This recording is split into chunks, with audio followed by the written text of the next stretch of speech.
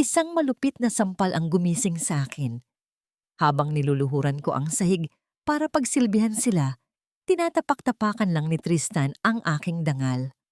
Wala kang silbi, bulyaw niya, habang palihim ko silang binubuhay. Ngayong gabi, ang kanilang alila ay magbabalik bilang kanilang may-ari. Tapos na ang pagtitiis. Oras na para sa paniningil. Handa na ba silang mawala ang lahat? Isang palamunin na walang pinag-aralan. Iyan lang ang tingin ko sa iyo, Maya. Isang malaking malas sa pamilyang ito. Ang boses ni Doña Esmeralda ay parang talim ng balisong na humihiwa sa katahimikan ng malawak na sala. Habang namumutawi ang mga salitang yon, si Maya ay nakaluhod sa malamig na sahig, maingat na pinupunasan ang sapatos ni Tristan. Sa tabi niya ay may isang maliit na kahon ng mamahaling kurbata, isang regalo na pinag-ipunan niya at binalot ng may pagmamahal para sa kanilang 3 anibersaryo ng kasal ngayong gabi. Ang kanyang mga kamay na dati ay makinis at inaalagaan sa mga spa sa Paris, ngayon ay magaspang na at may mga bakas ng paso mula sa pagluluto ng paboritong ulam ng kanyang biyenan. Hindi kumibo si Maya. Pinili niyang lunukin ang pait na namuo sa kanyang lalamunan. Ang bawat patak ng pawis na bumabagsak mula sa kanyang noo ay tila simbolo ng kanyang unti-unting pagkaubos. Pinagpatuloy ni Doña Esmeralda ang kanyang panunumbat. Ang mga paa nito na nakatakong ay halos tumapak na sa mga daliri ni Maya. Tingnan mo ang sarili mo. Mukha kang basahan. Hindi ko alam kung anong gayuma ang ginamit mo kay Tristan para pakasalan ka niya. Utang mo sa amin ang bawat butil ng kanin na isinusubo mo, Maya. Utang mo sa amin ang bubong na tinitirhan mo. Kaya wag na wag kang magrereklamo kung bakit ka namin itinuturing na ganito. Nanginig ang mga kamay ni Maya habang hinihigpitan ang pagkakahawak sa basahan. Gusto niyang sumigaw. Gusto niyang sabihin na ang bahay na ito, ang kumpanyang ipinagmamalaki nila, at maging ang mga marangyang damit na suot ng biyenan niya ay galing sa kanyang sariling bulsa, na siya ang lihim na nagpapadala ng bilyon-bilyong piso sa pamamagitan ng MH Trust para lang hindi sila maghirap.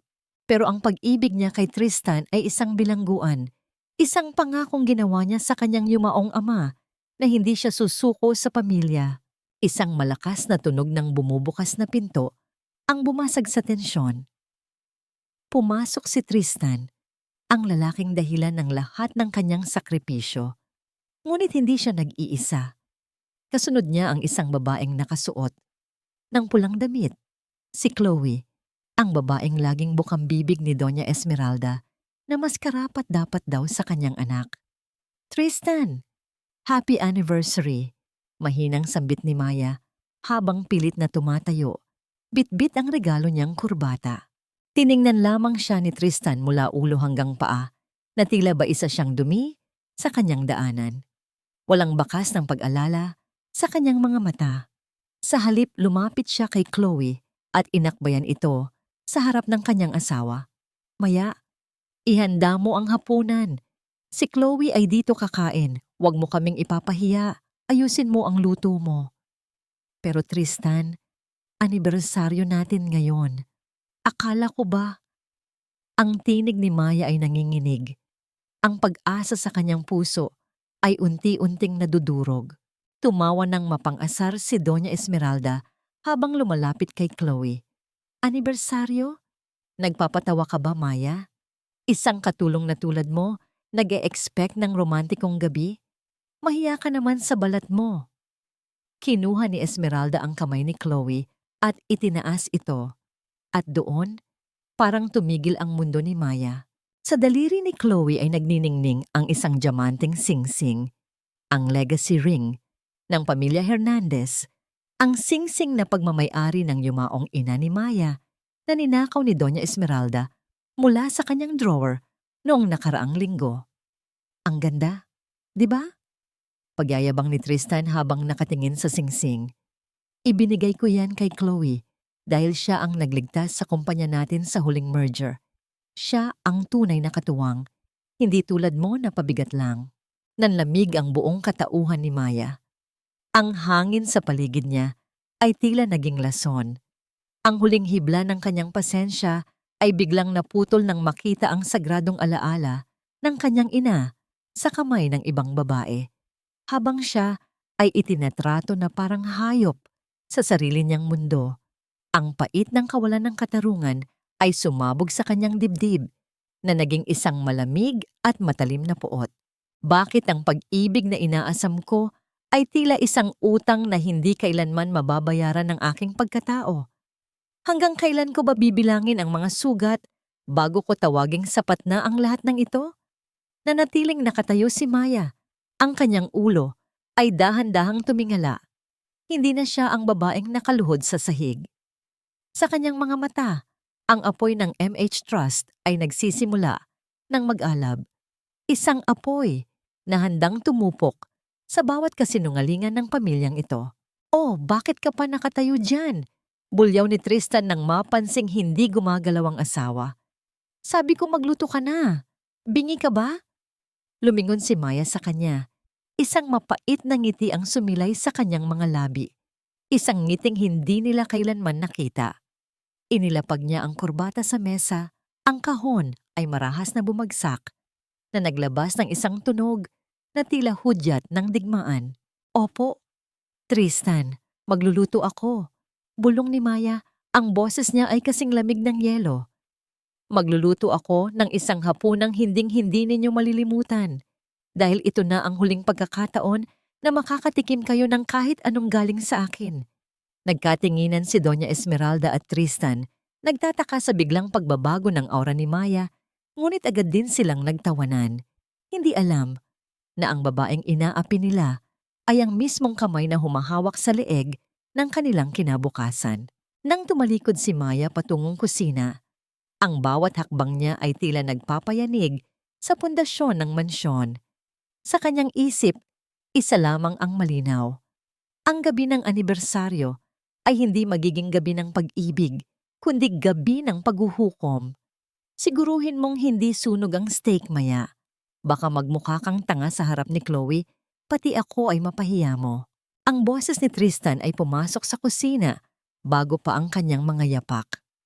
Sumandal siya sa hamba ng pinto, suot ang kanyang mamahaling relo na binili rin gamit ang lihim na pondo ni Maya, habang nakatingin ng may pandidiri sa kanyang asawa. Hindi man lang niya napansin ang bahagyang panginginig ng mga balikat ni Maya habang hinihiwa nito ang mga rekado. Para kay Tristan, ang asawa niya ay bahagi lamang ng kagamitan sa bahay. Isang kasangkapang walang damdamin, walang boses, at higit sa lahat, walang halaga.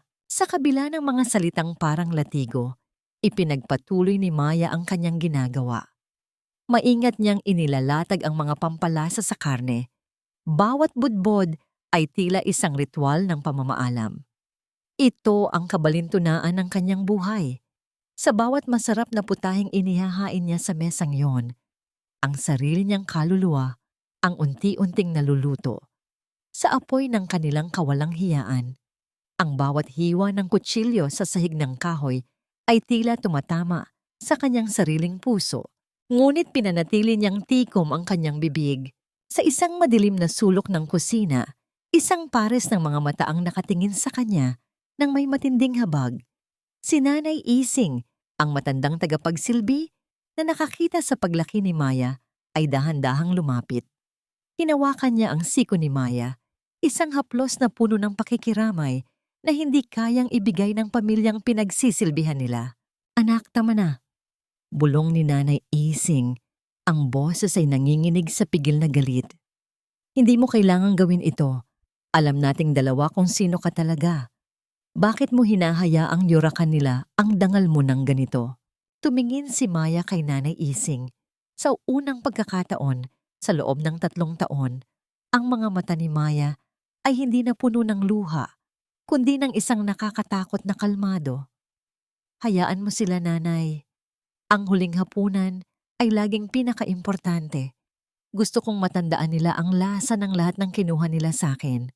Maya-maya pa, Ang katahimikan sa loob ng mansyon ay nabasag ng isang sunod-sunod na pagtunog ng telepono mula sa sala. Ang bawat ring ay tila isang babala, isang hudyat ng bagyong paparating. Narinig ni Maya ang nagmamadaling mga hakbang ni Tristan at ang boses nito na unti-unting nawawala ang kumpiyansa. Ano? Paanong na-freeze ang credit line? Imposible! Maayos ang cash flow namin. Ang sigaw ni Tristan ay umalingaw-ngaw hanggang sa kusina. Lumabas si Doña Esmeralda mula sa kanyang silid. Ang muka ay bakas ang pagkataranta. Ano ang nangyayari, Tristan? Bakit sumisigaw ka? Nakakahiya kay Chloe. Mama, ang MH Trust. Bigla nilang itinigil ang fund transfer para sa kumpanya natin. Kung hindi ito maibabalik sa loob ng 24 na oras, mabubura ang lahat ng pinaghirapan natin. Ang boses ni Tristan ay puno na ng desperasyon. Ang yabang kanina ay napalitan ng takot. Mula sa kusina, dahan-dahang lumabas si Maya. Hawak niya ang isang tray ng mga kristal na baso. Ang kanyang mukha ay walang emosyon.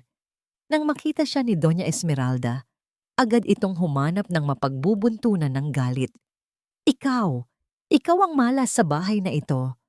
Mula nang pumasok ka rito, puro problema na ang dumarating. Baka kung ano-anong sumpa ang dala mo. Hindi sumagot si Maya. Inilapag niya ang tray sa gitna ng mesa nang may perpektong balanse. Tumingin siya ng diretso kay Tristan na ngayon ay tila isang basang sisiw na hindi malaman ang gagawin. Ang lalaking ito na itinuring niyang mundo ay hindi man lang makatayo sa sarili niyang mga paa nang wala ang kanyang lihim na tulong.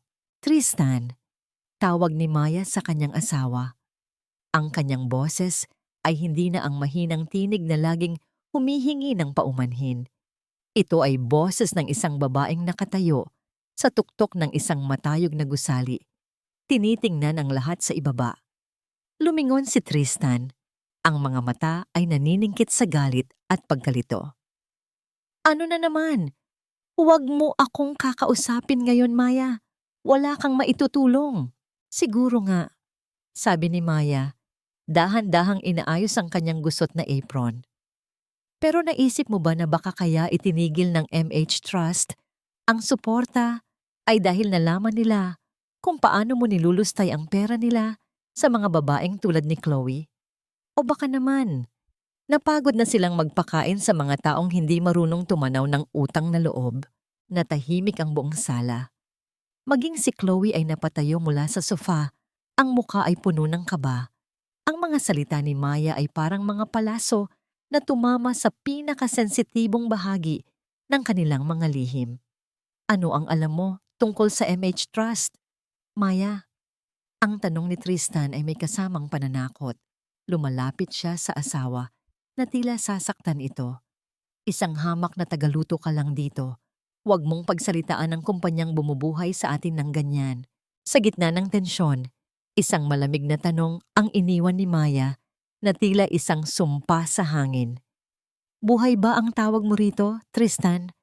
O isang ilusyon na ako mismo ang nagpinta para sa inyo? Tinalikuran niya sila at bumalik sa dilim ng kusina. Iniwan silang balot ng takot at pagdududa. Sa kanyang bulsa, ang kanyang tunay na telepono ay nag-vibrate. Isang mensahe mula sa kanyang head lawyer ang bumitad sa screen.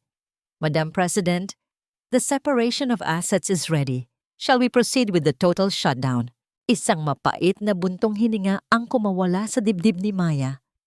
Paano nga ba naging ganito ang kwento ng aking buhay na ang kaisa-isang paraan para makuha ang respeto ay ang bawiin ang lahat ng ibinigay ko ng buong puso?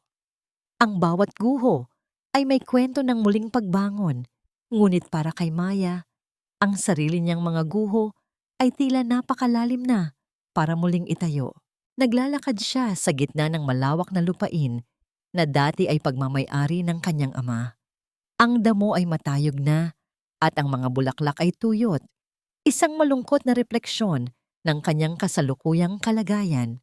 Dito, sa ilalim ng matandang puno ng nara, nararamdaman niya ang presensya ng kanyang magulang, ang tanging lugar kung saan hindi siya ang alilang si Maya, kundi ang mahal na anak na si Maya Hernandez.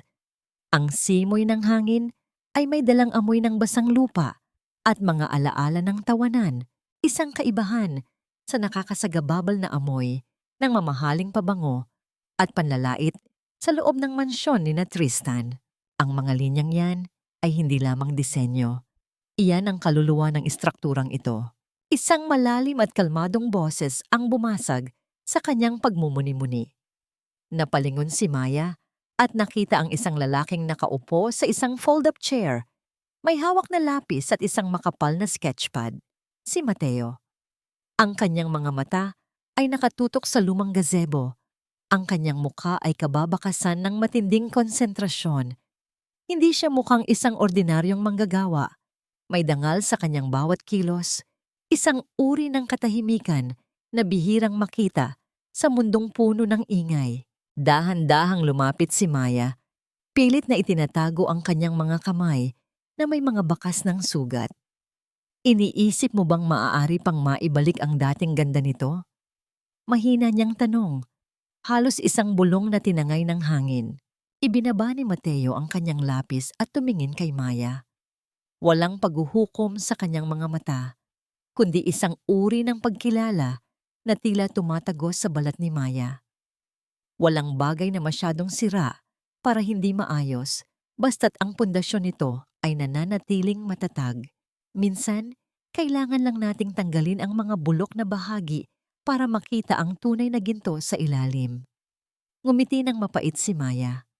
Paano kung ang pundasyon mismo ang unti-unting dinudurog ng mga taong pinagkatiwalaan mo? Tumayo si Mateo at lumapit ng bahagya, sapat na distansya para hindi siya matakot. Napansin niya ang maliit na hiwa sa daliri ni Maya na nagsisimulang magdugo muli dahil sa pagkakagasgas sa kusina kanina. Nang walang sabi-sabi, kinuha ni Mateo ang isang malinis at puting panyo mula sa kanyang bulsa. May amoy ito ng sariwang labada at pine trees. Hayaan mong tulungan kita, sabi ni Mateo. Dahan-dahan niyang kinuha ang kamay ni Maya. Ang haplos ng kanyang balat ay mainit at banayad, isang sensasyon na tila kuryenteng gumapang sa buong katawan ni Maya.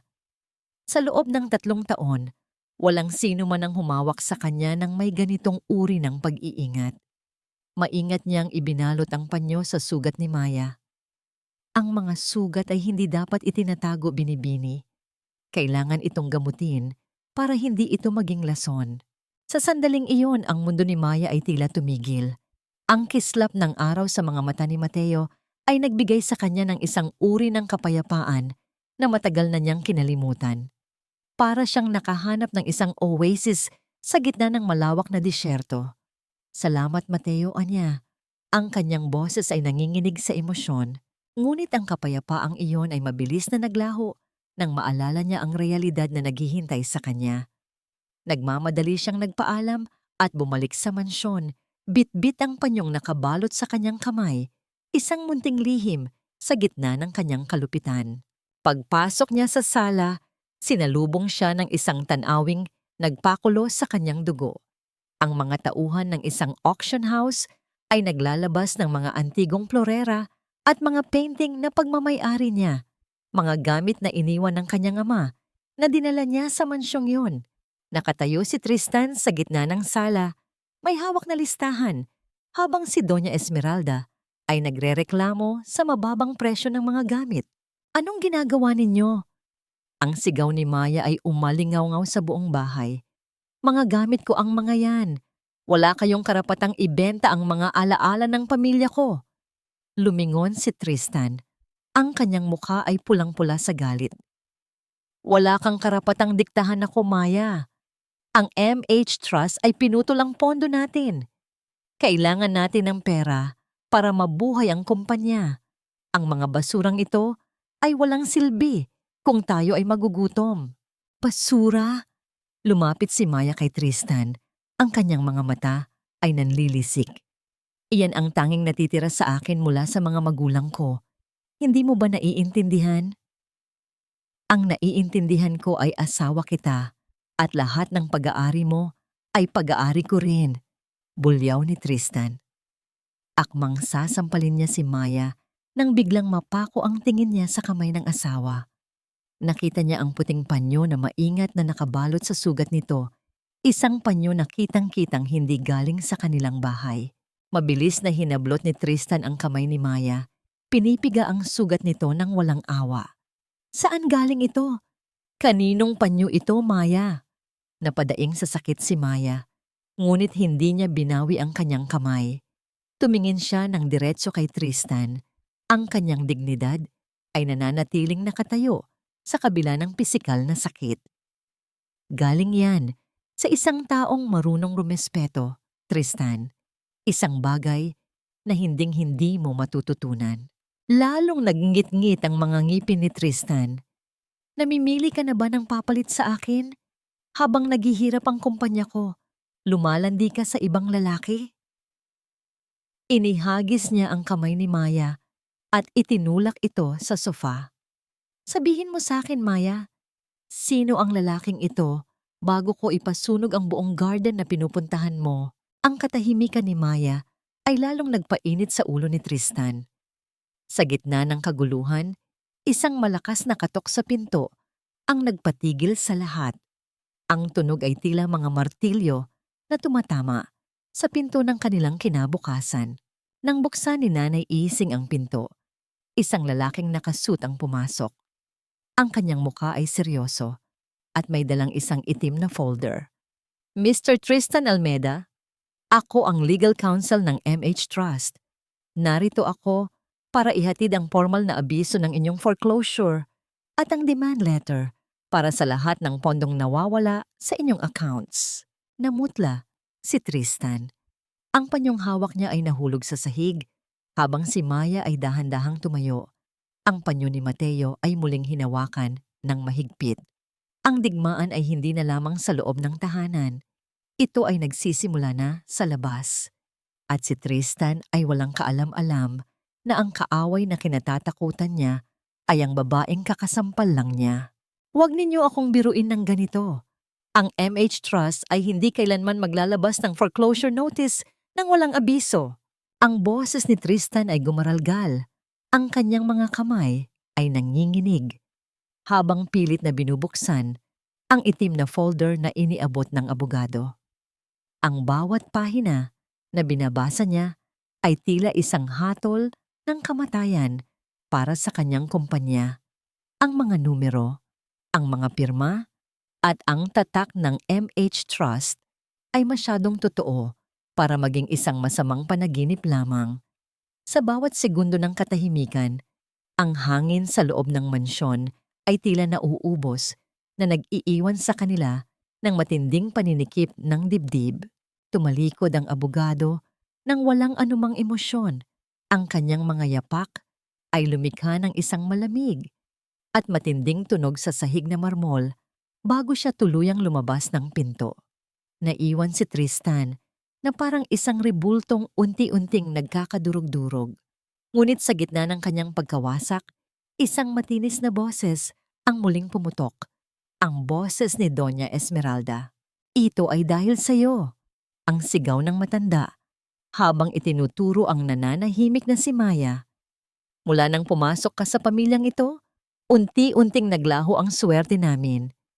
At ngayon, may gana ka pang magdala ng mga lalaki sa likod ng anak ko? Iyan ang dahilan kung bakit tayo sinusumpa, Tristan.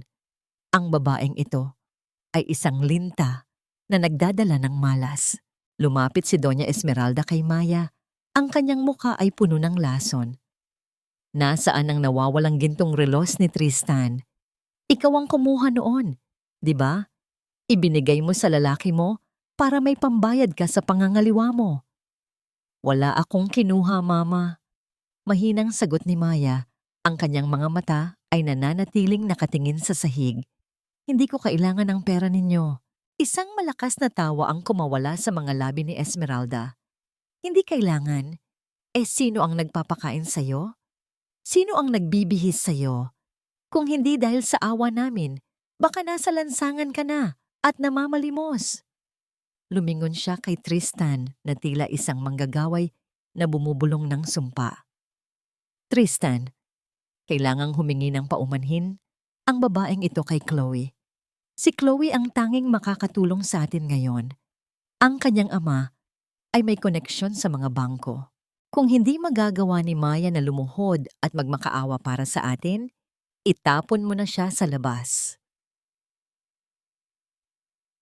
Pumasok si Chloe sa loob ng sala. Suot ang kanyang mapang-uyam na ngiti. Nakasabit sa kanyang balikat ang isang mamahaling bag na alam ni Maya na galing sa pondo ng MH Trust. Narinig ko ang nangyari, Tristan. Napakalungkot naman. Pero gaya ng sabi ni tita, handa akong tumulong kung malilinisan ang pangalan ko sa mga paratang ng asawa mo. Tumingin si Tristan kay Maya. Ang kanyang mga mata ay walang bakas ng pag-ibig, kundi purong desperasyon at galit. Narinig mo sila, Maya. Lumuhod ka. Humingi ka ng tawad kay Chloe. Sabihin mo na nagkamali ka sa lahat ng hinala mo at magmakaawa ka na tulungan tayo ng pamilya niya. Tristan, hindi mo maaaring gawin ito sa akin. Bulong ni Maya. Ang kanyang puso ay tila pinipiga ng isang dambuhalang kamay. Gawin mo! Ang bulyaw ni Tristan ay umalingaw-ngaw. Ang kanyang boses ay tila isang kidlat na tumama sa gitna ng sala. Kung hindi ka luluhod ngayon, huwag na huwag mo nang tatawagin ang pangalan ko. Ikaw ang dahilan kung bakit tayo nawawalan ng lahat. Kaya ikaw ang magbayad. Dahan-dahang lumapit si Maya sa harap ni Chloe. Ang bawat hakbang ay tila paglakad sa ibabaw ng nagbabagang uling. Ang kanyang mga tuhod ay nanginig, ngunit bago pa man ito tuluyang sumayad sa sahig, isang imahe ng kanyang ama ang pumasok sa kanyang isip. Ang kanyang ama na nagtayo ng isang imperyo ng may dangal. Ang kanyang ama na hinding-hindi papayag na ang kanyang kaisa-isang anak ay maging alipin ng mga taong walang kaluluwa. Huminto si Maya. Hindi siya lumuhod. Sa halip tumayo siya ng mas matuwid kaysa dati. Hindi ako luluhod para sa isang kasalanang hindi ko ginawa. At lalong hindi ako magmamakaawa sa taong nagnanakaw ng pamilya at ari-arian ko. Isang malakas na sampal ang dumapo sa pisngi ni Maya mula kay Doña Esmeralda. Ang tunog ng palad na tumama sa balat ay tila isang hudyat ng wakas. Lapastangan! Wala kang utang na loob. Nanatiling tahimik si Maya. Ang kanyang pisngi ay namumula at makirot, ngunit ang kanyang mga mata ay tuyo. Wala nang luhang natitira para sa kanila. Ang utang na loob ay ibinibigay sa mga taong marunong rumespeto, Mama. At sa bahay na ito, ang tanging nakikita ko ay mga buwayang nagpapanggap na mga tao. Tinalikuran niya sila at dahan-dahang umakyat sa hagdan. Sa bawat baitang, ang bigat ng 3 taong pagtitiis ay unt-unting naglalaho na pinapalitan ng isang malamig at matalim na plano. Pumasok siya sa kanyang silid at isinara ang pinto. Naupo siya sa gilid ng kama at kinuha ang panyo ni Mateo na nakatago sa kanyang bulsa. Inamoy niya ito. Ang bango ng kalayaan. Ito ang huling gabi na magiging biktima ako. Bukas, sa Grand Gala ng MH Trust, makikilala ninyo ang babaeng pinili ninyong sirain. At sisiguraduhin ko na ang bawat patak ng luha ko ay babayaran ninyo ng buo ninyong imperyo. Kinuha ni Maya ang kanyang lihim na telepono at nagdial ng isang numero. Hello, Attorney Santos. Ituloy ninyo ang paghahanda para sa gala bukas at pakisigurado na ang VIP seat para kay Tristan Almeda at sa kanyang ina ay nasa pinakaharap. Gusto ko silang magkaroon ng pinakamagandang tanawin sa sarili nilang pagbagsak. Ang gabi ay balot ng katahimikan, ngunit sa puso ni Maya, isang bagyo ang kasalukuyang namumuo, isang bagyong walang ititira. Bilisan mo ang pagkilos, Maya. Huwag kang lampa. Isang pagkakamali mo lang sa gabi na ito, sisiguraduhin kong hindi ka nasisikatan ng araw. Ang tinig ni Doña Esmeralda ay tila latigo na humahagupit sa pandinig ni Maya habang nasa loob sila ng dressing room ng isang marangyang hotel. Ang bawat salita ay puno ng lason, habang si Maya ay abalang tinitahi ang laylayan ng mamahaling gown ni Chloe na bahagyang sumabit. Sa labas ng silid na yon, naririnig ang malakas na tugtugin ng mga biolin, ang tunog ng rangya at kapangyarihan na tila nangungutya sa kanyang kalagayan. Pinilit ni Maya na panatilihing matatag ang kanyang mga kamay sa kabila ng pangungutya. Nakasuot siya ng simpleng uniforme ng isang server, isang puting blusa at itim na palda na ibinigay sa kanya ng catering company na kinuha ng MH Trust. Ang balintunan ng tadhana ay tila isang malupit na biro. Siya ang may-ari ng gabing ito, ngunit siya ang nakatadhanang magsilbi ng alak sa mga taong nagnanakaw ng kanyang dangal. Diyan ka lang sa kusina at sa gilid-gilid. Maya, bulyaw ni Tristan habang inaayos ang kanyang kurbata sa harap ng salamin. Huwag na huwag kang magpapakita sa mga business partners ko. Ayaw kong malaman nila na ang asawa ko ay mukhang katulong. Isang kahihiyan ka sa imahe ng kumpanya. Hindi kumibo si Maya. Tinapos niya ang pagtatahi at tumayo ng dahan-dahan. Ang kanyang pisngi na sinampal kagabi ay may bakas pa rin ng bahagyang pamamaga. Ngunit tinakpan niya ito ng kanyang buhok.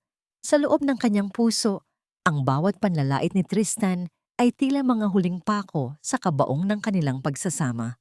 Nang magsimula ang programa, ang malawak na ballroom ay napuno ng mga kilalang tao sa lipunan. Ang bawat sulok ay kumikinang sa ginto at kristal. Sa gitna ng karamihan, nakita ni Maya si Mateo. Nakasuot ito ng isang dekalidad na tuxedo na lalong nagpatingkad sa kanyang pagiging Ginoo. Mukhang nagulat si Mateo nang makita si Maya na may hawak na tray ng mga baso ng champagne. Dahan-dahang lumapit si Mateo sa kanya. Ang kanyang mga mata ay puno ng pag-aalala na tila isang yakap sa gitna ng malamig na gabi. Bakit ka nandito, Maya? At bakit suot mo ang uniformeng iyan? Mahinang tanong ni Mateo. Ang kanyang boses ay sapat lamang para marinig nito. Kailangan ko itong gawin, Mateo, tugon ni Maya. Ang kanyang mga mata ay pilit na umiiwas sa titig ng lalaki. Ito ang papel na ibinigay nila sa akin. Hindi ka nararapat sa kusina, Maya. Bulong ni Mateo habang dahan-dahang hinahawakan ng kanyang braso, isang haplos na puno ng respeto at pagpapahalaga. Reyna ka ng silid na ito, hindi mo lang alam. Kung alam lang nila ang tunay mong halaga, sila ang luluhod sa harap mo. Isang saglit na katahimikan ang namayani sa pagitan nila, isang sandali ng koneksyon na tila nagbibigay ng init sa nanlalamig na puso ni Maya. Ngunit ang sandaling iyon ay binuwag ng marahas na pagdating ni Chloe. Oh, look who's here! Ang waiter nating drama queen! Pangungutya ni Chloe habang sadyang tinatabig ang tray na hawak ni Maya. Muntik nang mahulog ang mga baso, ngunit maagap itong nasalo ni Mateo. Tumingin si Chloe kay Mateo nang may mapanuring mata. Sino ka? Huwag mong sayangin ang panahon mo sa babaeng yan. Wala siyang kwenta, gaya ng trabaho niya. Hinarap ni Mateo si Chloe ng may malamig na awtoridad. Ang trabaho ay hindi nagtatakda ng halaga ng isang tao, binibini.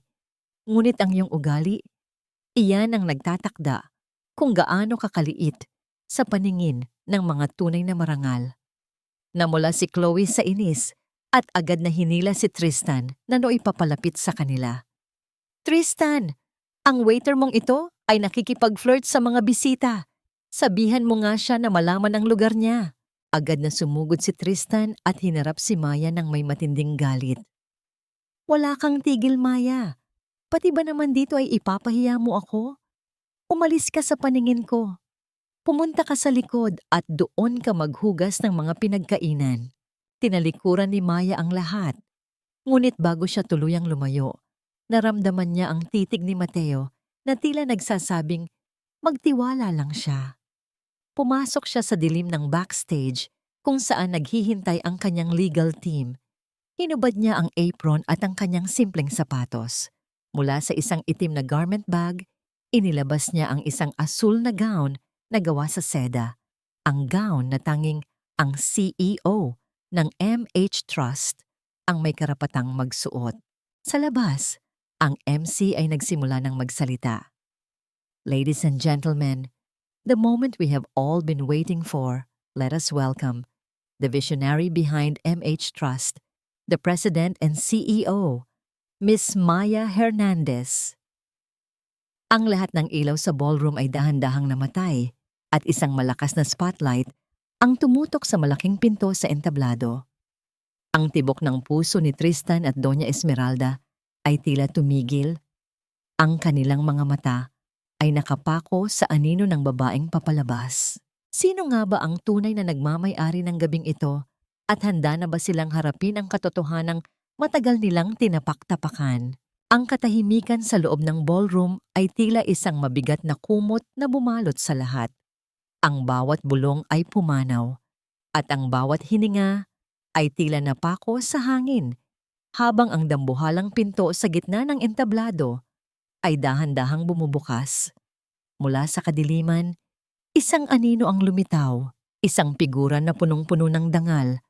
Bawat hakbang ay may kasamang awtoridad na tila nagpapayanig sa pundasyon ng hotel.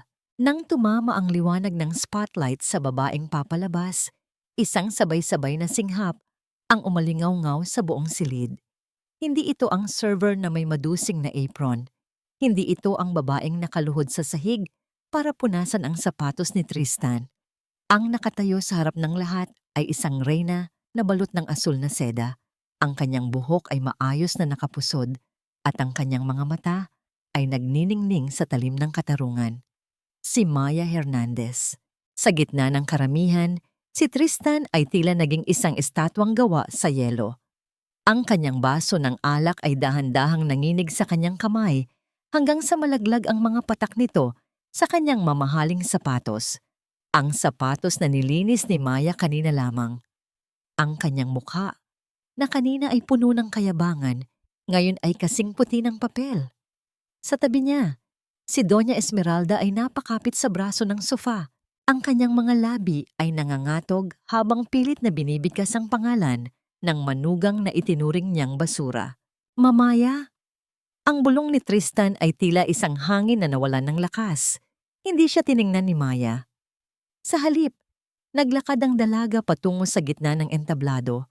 Ang bawat tunog ng kanyang takong sa sahig ay tila bawat tibok ng orasan ng paghuhukom para sa pamilya Almeda. Huminto siya sa harap ng mikropono at lumingon sa madla. Sa isang sulok, nakita niya si Mateo na nakangiti ng bahagya. Ang mga mata nito ay puno ng pagkilala at pagmamalaki. Tila sinasabi nitong, ito ang iyong sandali. Magandang gabi sa inyong lahat. Ang boses ni Maya ay gumaralgal sa buong ballroom, malakas at matatag. Ako si Maya Hernandez, ang nag-iisang tagapagmana ng pamilya Hernandez at ang tumatayo bilang presidente ng MH Trust. Isang malakas na ingay ng pagkagulat ang sumabog sa silid. Ang mga business partners ni Tristan ay nagsimulang magtinginan at magbulungan. Si Chloe, na kanina ay nagmamalaki sa kanyang diamanteng singsing, ay tila gustong magpalamon sa lupa habang unti-unting napagtatanto kung sino ang babaeng kinalaban niya. 3 taon akong nanahimik. Patuloy ni Maya. Ang kanyang titig ay dahan-dahang dumapo kay Tristan na ngayon ay hindi makatingin ng diretso. 3 taon akong naniwala na ang pag-ibig ay sapat na para itayo ang isang tahanan. Ngunit natutunan ko na ang isang tahanang itinayo sa kasinungalingan, pagnanakaw at kawalang galang ay isang bilangguan lamang na kailangang buwagin. Itinaas ni Maya ang kanyang kamay at itinuro ang direksyon ni Tristan. Ang MH Trust ay hindi na kailanman magbibigay ng kahit isang sentimo sa kumpanyang pinatatakbo ng mga taong walang kaluluwa. Mula sa gabing ito, ang lahat ng suporta sa Almeida Group ay formal nang tinatapos. Sa sobrang gulat at galit, hindi na nakapagpigil si Doña Esmeralda. Tumayo siya mula sa kanyang upan at sumigaw sa gitna ng karamihan. Ang kanyang boses ay puno ng desperasyon at pilit na pagyayabang. Hindi ito maaari. Peke ang lahat ng ito. Tristan, huwag kang maniwala sa kanya. Magnanakaw ang babaeng yan. Ninakaw niya ang mga dokumentong yan para ipahiya tayo. Isang malamig na tawa ang kumawala sa mga labi ni Maya. Mama, ang tanging magnanakaw sa silid na ito ay ang taong may suot ng singsing ng aking ina. Tumingin siya kay Chloe na agad na itinago ang kanyang kamay sa likod. Ang katarungan ay hindi ninanakaw, Mama. Ito ay binabawi. Agad na lumapit ang mga security guard ng MH Trust para harangan ang anumang tangkang paglapit ni na Tristan sa entablado. Ang imahe ng makapangyarihang pamilya Almeda ay tuluyang gumuho sa harap ng mga pinakaimpluwensyadong tao sa bansa. Sila ngayon ang naging sentro ng kahihiyan, ang mga biktima ng sarili nilang kasakiman. Habang bumababa si Maya sa entablado, hinarang siya ni Tristan. Ang kanyang mga mata ay puno ng luha ng pagsisisi o marahil ay takot sa mawawalang yaman. Maya, makinig ka. Mahal kita. Ginawa ko lang ang lahat para sa atin. Pag-usapan natin ito sa bahay, please. Tiningnan siya ni Maya ng may matinding habag. Hindi dahil mahal pa niya ito, kundi dahil sa liit ng pagkatao nito. Wala na akong bahay na babalikan kasama ka, Tristan. Dahil ang bahay na yon ay sinunog mo na noong hinayaan mong tapakan nila ang dangal ko. Tinalikuran niya si Tristan at naglakad palayo. Ngunit bago siya makarating sa pinto, isang matandang lalaki ang lumitaw mula sa karamihan. Isang lalaking matagal nang kalaban ng kanyang ama sa negosyo. Hindi pa tapos ang laban na ito, Miss Hernandez. Ang boses nito ay puno ng banta. Maaring ikaw ang may-ari ng MH Trust, ngunit hindi mo alam ang mga sikretong itinatago ng iyong sariling ama. Huminto ang tibok ng puso ni Maya. Ang tagumpay na kanina lang ay kay tamis. Biglang nagkaroon ng mapait na bahid ng pagdududa. Ang bawat pader ng mansyong Almeda ay tila bumubulong ng isang sumpa sa katahimikan ng madaling araw. Ang marangyang sala na dati ay puno ng halakhak ng mga mapagmataas, ngayon ay balot ng malamig at nakakapangilabot na takot. Ang mga mamahaling chandelier ay hindi na nagbibigay ng ningning, kundi tila mga matang nagmamasid sa pagguho ng isang huwad na imperyo. Sa gitna ng sala, nakaupo si Tristan sa sahig. Ang kanyang tuxedo ay gusot-gusot at ang kanyang buhok ay gulo-gulo. Hawak niya ang kanyang telepono, paulit-ulit na dinidiyal ang mga numero ng kanyang mga kaibigan sa negosyo. Ngunit bawat tawag ay napupunta lamang sa voicemail. Ang mga taong dati ay nag-uunahang kamayan siya. Ngayon ay tila mga aninong naglaho sa dilim. Tristan, gawin mo ang lahat. Tawagan mo ang bangko. Hindi nila maaaring kunin ang bahay na ito. Ang boses ni Doña Esmeralda ay gumaralgal, ang kanyang mukha ay namumutla, at ang kanyang mga kamay ay nanginginig, habang yakap ang isang mamahaling florera na tila ba maililigtas nito ang kanyang dangal. Ang babaeng yan, ang ahas na yan, sinadya niya ito. Ginamit niya tayo para mapahiya tayo sa buong mundo. Isang malamig na tunog ng pagbukas ng pinto ang nagpalingon sa kanila. Pumasok si Maya, kasunod ang 4 na lalaking nakasuit, ang kanyang security team. Wala na ang uniforme ng server. Suot niya ang isang puting power suit na lalong nagdiin sa kanyang pagiging reyna ng MH Trust. Ang bawat hakbang niya ay may kasamang bigat ng katarungang matagal na ipinagkait. Maya! Agad na gumapang si Tristan patungo sa kanya, pilit na humahawak sa laylayan ng kanyang suot. Maya, patawarin mo ako. Nabulag ako, Maya.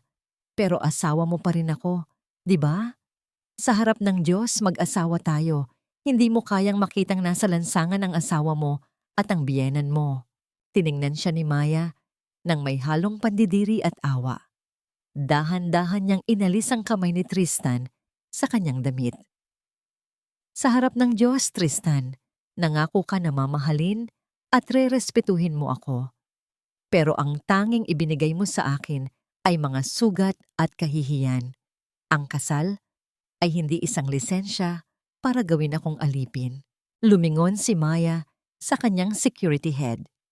Ilabas ninyo ang lahat ng gamit nila na hindi kasama sa listahan ng foreclosure.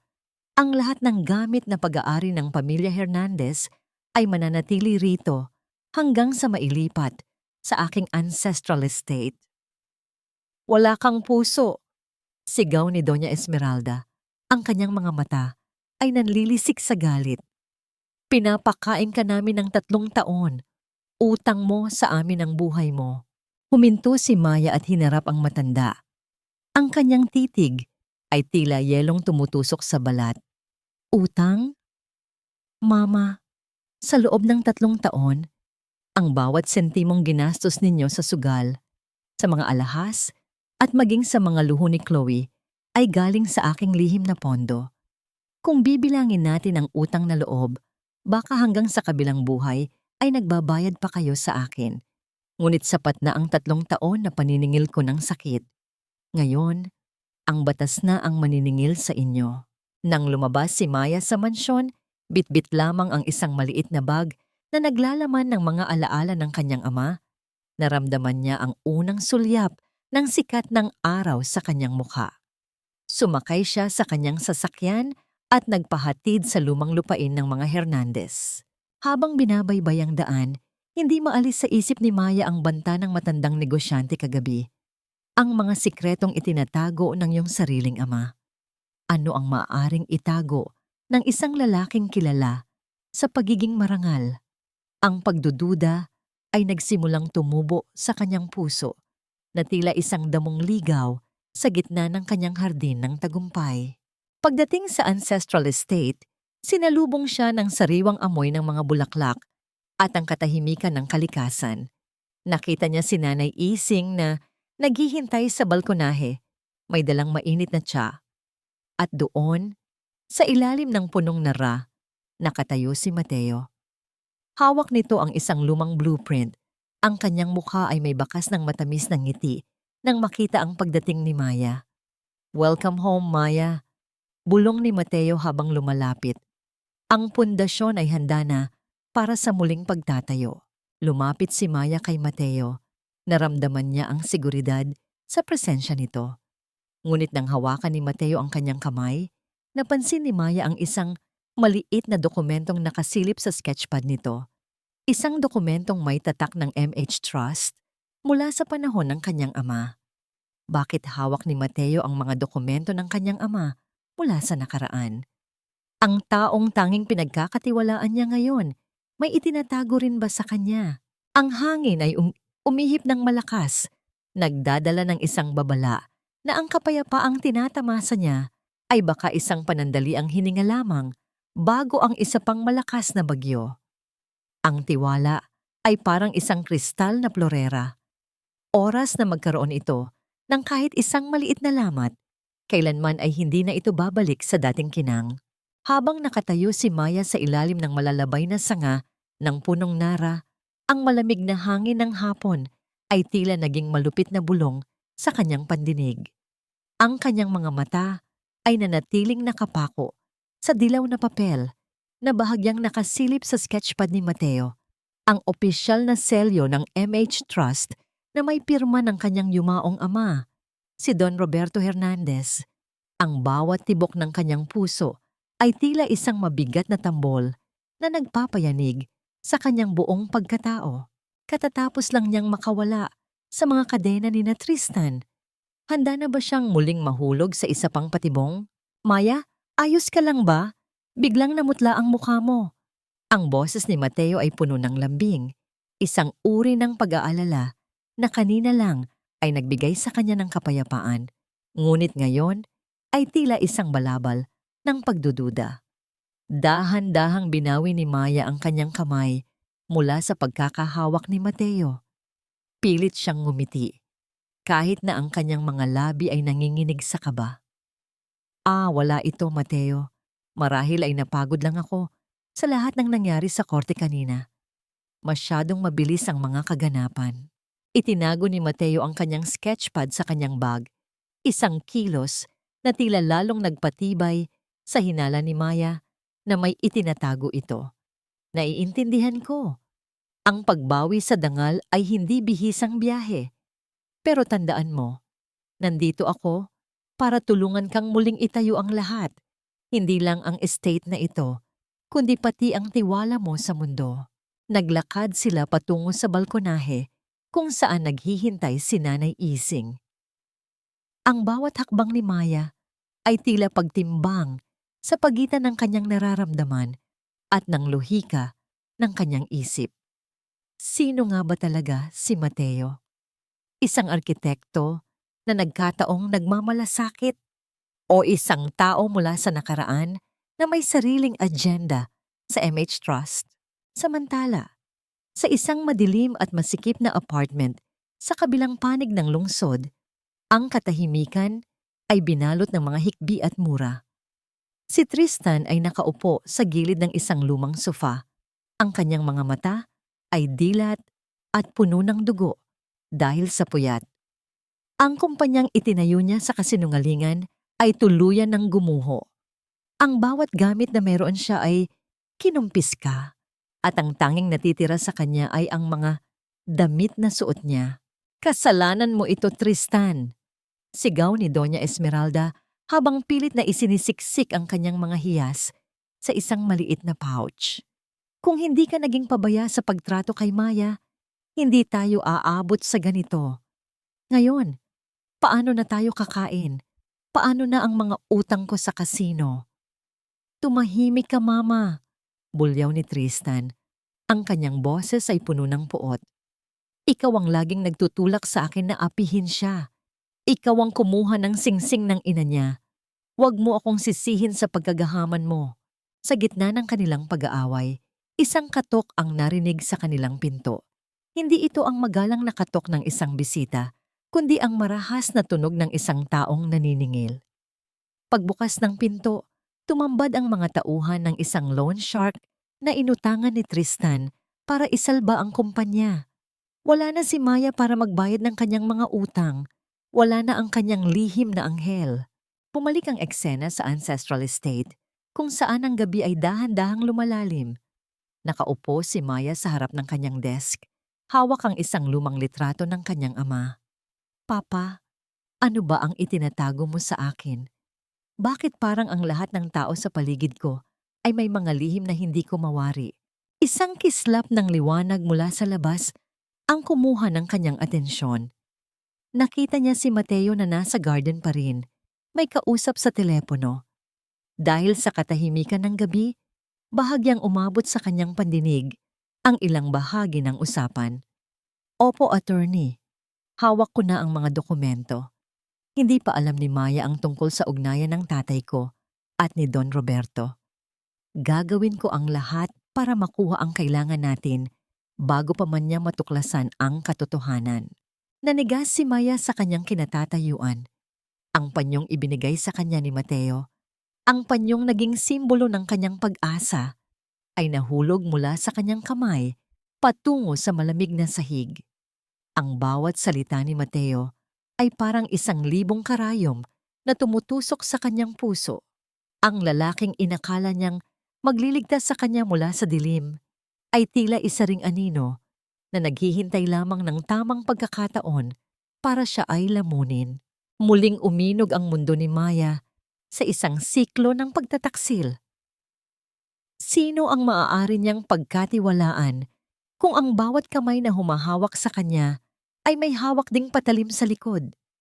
Dahan-dahang kinuha ni Maya ang kanyang telepono at may dinial na numero. Attorney Santos, kailangan ko ng background check sa pamilya ni Mateo Valderrama. Ngayon din, huwag mong hahayaan na malaman niya na iniimbestigahan ko siya.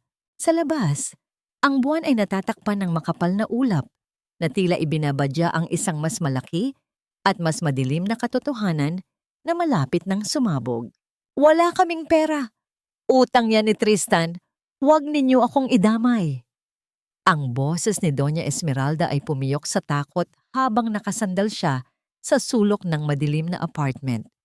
Sa harap niya, isang malaking lalaki ang marahas na itinaas ang isang lumang silya at ibinalibag ito sa sahig.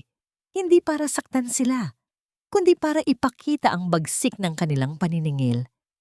Ang tunog ng nababasag na kahoy ay tila bawat pangarap ni Esmeralda na muling bumalik sa karangyaan na nagkakadurog-durog. Ang asawa mo ay bilyonaryo, di ba? Pangungutya ng lalaki habang dahan-dahang lumalapit kay Tristan. Bakit hindi mo siya hingan? Isang pirma lang niya. Bayad na ang lahat ng utang mo pati ang interes nito. Hindi ko na siya asawa. Ang bulong ni Tristan ay halos hindi marinig. Nakayuko siya.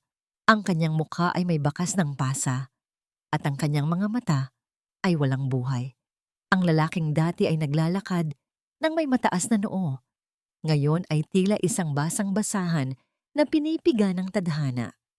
Wala na siyang pakialam sa akin. Patay na ako sa kanya. Habang nagaganap ang kaguluhang ito sa buhay ng mga Almeda, si Maya ay nakatayo sa balkonahe ng kanyang mansyon, pinapanood ang dahan-dahang paglubog ng araw. Sa kanyang kamay ay ang teleponong naglalaman ng impormasyong hinihintay niya mula kay Attorney Santos. Ang bawat salitang binabasa niya sa screen ay tila isang malamig na tubig na ibinuhos sa kanyang nag-aapoy na puso. Mateo Valderrama, anak ni Elias Valderrama, ang arkitekto ng kauna-unahang MH Building na gumuho 20 taon na ang nakalilipas.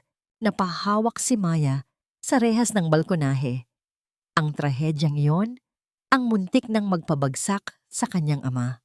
Ang pagkamatay ng ilang manggagawa ay isinisi sa tatay ni Mateo na nauwi sa pagkakakulong nito at kalaunan ay pagpapakamatay sa loob ng selda. Ngunit sa mga dokumentong hawak ni Attorney Santos, may mga ebidensya na ang pagkakamali ay hindi sa disenyo ng arkitekto, kundi sa substandard na materyales na inaprubahan ng MH Trust noon. Isang desisyong may pirma ng kanyang ama. Bakit, Papa? Bulong ni Maya, ang kanyang mga mata ay nagsisimulang mangilid ang luha. Bakit kailangang may inosenteng masira para sa tagumpay natin? Naramdaman niya ang isang pamilyar na presensya sa likuran niya. Hindi na niya kailangang lumingon para malaman kung sino iyon. Ang bango ng pine trees at ang katahimikang dala nito ay sapat na. Lumapit si Mateo. May dalang isang tasa ng mainit na tsa. Ang kanyang mukha ay payapa. Isang kapayapaang na ngayon ay kinatatakutan na ni Maya. Mukhang malalim ang iniisip mo, Maya, sabi ni Mateo. Ang boses ay puno ng pagmamalasakit. Inilapag niya ang tsaa sa maliit na mesa. Ang gabi ay para sa pahinga, hindi para sa pagdadalamhati. Hinarap siya ni Maya. Tinitigan niya ang mga mata ni Mateo, pilit na hinahanap ang galit o paghihiganti na dapat ay nandoon. Ngunit tanging tapat na pagtingin ang nakikita niya. Mateo, bakit ka talaga narito? Bakit mo piniling ayusin ang estate na ito sa kabila ng lahat ng masasamang alaala na dala ng pangalang Hernandez? Natigilan si Mateo. Ang kanyang ngiti ay dahan-dahang naglaho, pinalitan ng isang seryosong ekspresyon. Ang hangin sa pagitan nila ay naging mabigat. Tila may isang hindi nakikitang pader na biglang sumulpot dahil ang pag-aayos ng mga sirang bagay ang tanging paraan para mabura ang puot. Maya, tugon ni Mateo. Ang kanyang boses ay may bahid ng lungkot. Akala ko noon, ang paghiganti ang sagot. Pero nang makita kita, nang makita ko kung paano ka rin dinudurog ng mundong ito, naunawaan ko na pareho lang tayong biktima ng nakaraan. Alam mo, tanong ni Maya, ang boses ay nanginginig. Alam mong alam ko. Kahit kailan ay hindi ko gustong itago ito sa iyo ng matagal, sabi ni Mateo habang dahan-dahang humahakbang palapit. Ngunit tumigil siya nang makitang umatras si Maya. Ang mga dokumentong hawak ko ay hindi para sirain ka, kundi para linisin ang pangalan ng tatay ko. Pero sa gitna ng paghahanap ko ng katarungan, natagpuan kita. At doon nagbago ang lahat. Paano ako maniniwala? Ang sigaw ni Maya ay puno ng sakit. Ang huling taong pinagkatiwalaan ko ay ginamit ako bilang panggatong sa kanyang ambisyon. Paano ko malalaman na hindi mo lang ako ginagamit para mabawi ang nawala sa pamilya mo? Dahan-dahang inilabas ni Mateo ang kanyang sketchpad at binuklat ito sa huling pahina. Hindi ito plano ng gusali, hindi ito disenyo ng garden.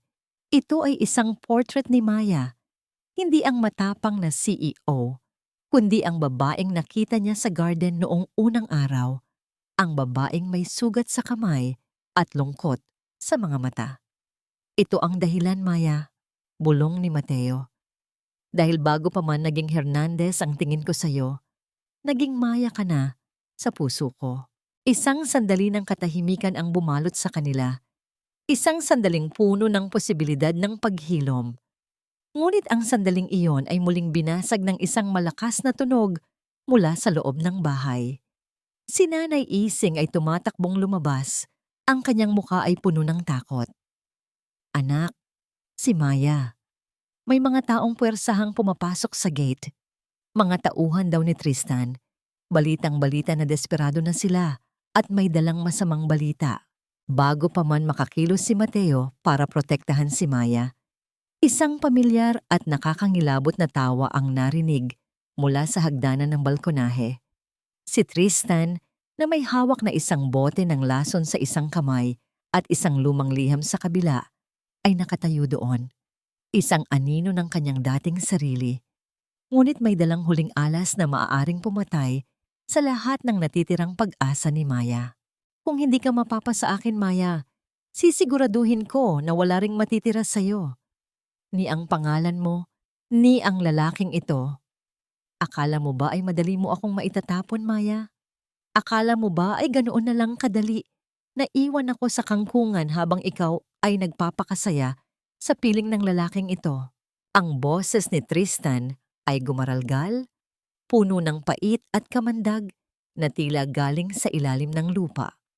Ang kanyang mga mata ay nanlilisik, tila isang hayop na nasugatan at wala nang balak pang mabuhay.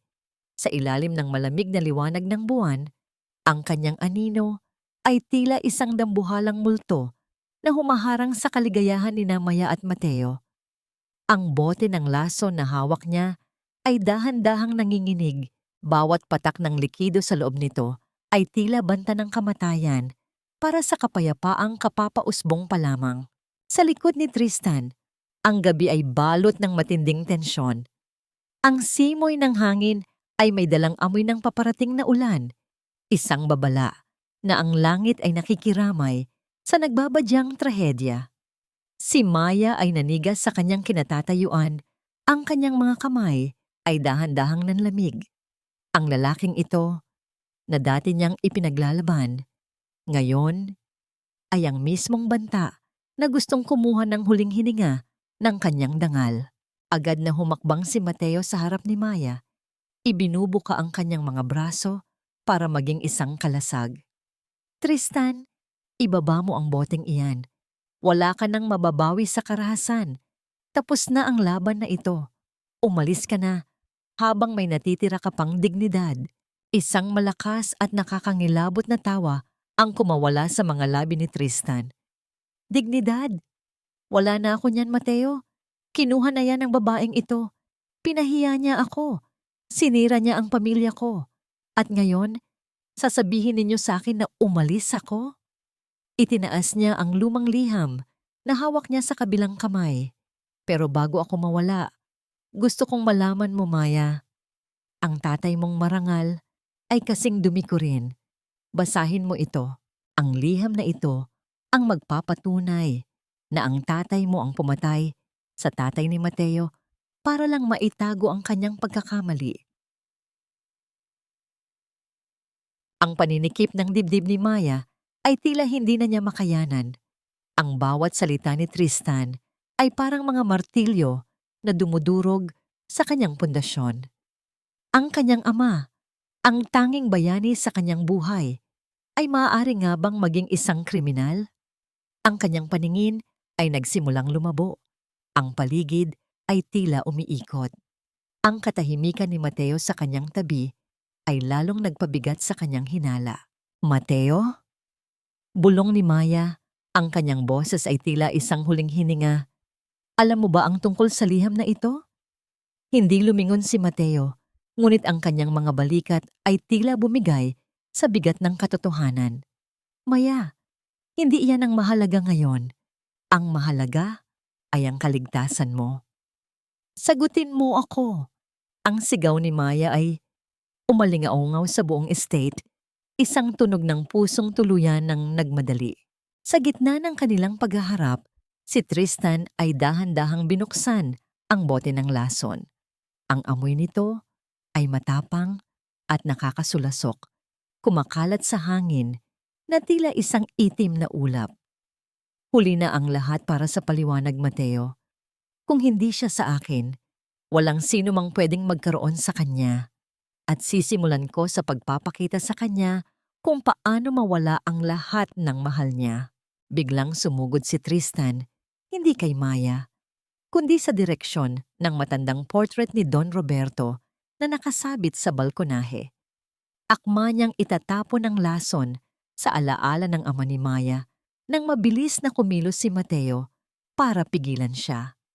Ang tunog ng mga katawang nagbubuno at ang marahas na paghinga ay bumasag sa katahimikan ng gabi. Isang malakas na pagkabasag ng bote sa semento ang narinig at ang likido ay dahan-dahang gumapang sa sahig patungo sa paanan ni Maya. Sa gitna ng gulo, si Nanay Ising ay sumigaw sa takot, habang si Tristan ay pilit na inaabot ang leeg ni Mateo. Ngunit sa gitna ng lahat ng ito, ang paningin ni Maya ay nakapako lamang sa liham na nahulog mula sa kamay ni Tristan. Isang liham na may bahid ng dugo at may petsang 20 taon na ang nakalilipas. Ang katotohanan ay naroon, nakalatag sa sahig, naghihintay na basahin, isang katotohanang maaaring magligtas o tuluyang pumatay sa kanila. Sino ang tunay na kaaway sa gabing ito? Ang lalaking may lason sa kamay o ang lihim na matagal nang nakabaon sa ilalim ng kanilang mga paa? Ang bawat patak ng ulan na nagsimulang mahulog mula sa langit ay tila mga luhang naghuhugas sa madungis na katotohanan ng gabing iyon. Sa gitna ng balkonahe, ang katahimikan ay nabasag lamang ng mabibigat na paghinga ni Mateo at Tristan habang sila ay nagbubuno sa sahig. Ang tunog ng mga katawang bumabagsak at ang pagkaladkad ng sapatos sa semento ay tila isang malupit na musika ng pagkawasak. Ngunit para kay Maya, ang lahat ng ingay sa paligid ay naglaho. Ang tanging naririnig niya ay ang mabilis at marahas na pintig ng kanyang sariling puso habang nakatitig sa liham na basa na ulan at lason. Dahan-dahan, sa kabila ng panginginig ng kanyang buong katawan, pinulot ni Maya ang papel. Ang bawat hibla ng kanyang pagkatao ay sumisigaw na huwag itong basahin, na panatilihin ang imahe ng kanyang ama bilang isang bayani. Ngunit ang katarungan ay isang apoy na hindi mapapatay ng kahit anong takot. Binuklat niya ang liham at ang mga salitang nakasulat sa lumang tinta ay tila mga latigo na humahagupit sa kanyang kaluluwa. Roberto, hindi ko na kayang dalhin ang bigat ng lihim na ito. Ang mga pundasyong ipinilit mong itayo sa kabila ng aking babala ay guguho at kukuha ng mga inosenteng buhay. Kung hindi mo ititigil ang proyektong ito, ilalantad ko ang lahat. Iyon ang huling sulat ni Elias Valderrama bago siya natagpo ang wala ng buhay. Ang pirma ng kanyang ama sa ibaba ng isang lihim na kasunduan ay nandoon. Isang katotohanang kasing linaw ng sikat ng araw na ang kanyang ama ay hindi perpekto. Nasa likod ng bawat bilyong piso ng MH Trust ay may isang pamilyang nawasak, isang buhay na kinuha, at isang batang naiwan sa dilim, si Mateo. Ngayon, alam mo na, ang boses ni Tristan ay pumiyok sa gitna ng pag-ubo habang pilit siyang idinidikit ni Mateo sa sahig. Ang lalaking mahal mo ay anak ng taong pinatay ng tatay mo. At ang lalaking iyan ay narito lang para bawiin ang lahat ng sa kanya. Niloloko ka lang niya, Maya. Ginagamit ka lang niya para sa kanyang paghihigantay. Tumingin si Maya kay Mateo. Ang mga mata ni Mateo ay hindi puno ng puot, kundi ng isang matinding pait at pagsisisi. Sa gitna ng kaguluhan, bahagyang lumuwag ang pagkakahawak ni Mateo kay Tristan, isang pagkakataong hindi pinalampas ng desperadong asawa. Sa isang iglap, kinuha ni Tristan ang isang matalim na piraso ng nabasag na bote ng lason sa sahig. Kung mamamatay ako, isasama kita, Mateo. Ang sigaw ni Tristan ay puno ng baliw na galit. Isang mabilis na galaw ang ginawa ni Tristan, isang marahas na pag-atake na nakatutok sa dibdib ni Mateo. Isang malakas na sigaw ang kumawala kay Nanay Ising. Sa gitna ng madilim na balkonahe, ang tunog ng punit na tela at ang biglang pagbagsak ng isang katawan ay bumasag sa katinuan ng lahat. Hindi nakailag si Mateo, ngunit bago pa man tuluyang tumama ang matalim na salamin sa kanyang puso, isang tao ang humarang, isang katawang naging kalasag sa huling sandali. Ang ulan ay lalong lumakas, tila pilit na itinatago ang dugo at lason na dahan-dahang humahalo sa sahig. Si Maya ay napasandal sa haligi. Ang kanyang mga mata ay dilat sa gulat, habang pinapanood ang dahan-dahang pagbagsak ni Mateo sa kanyang paanan. Ang kanyang puting polo ay unti-unting nagkakaroon ng madilim na bahid ng pula. Mateo!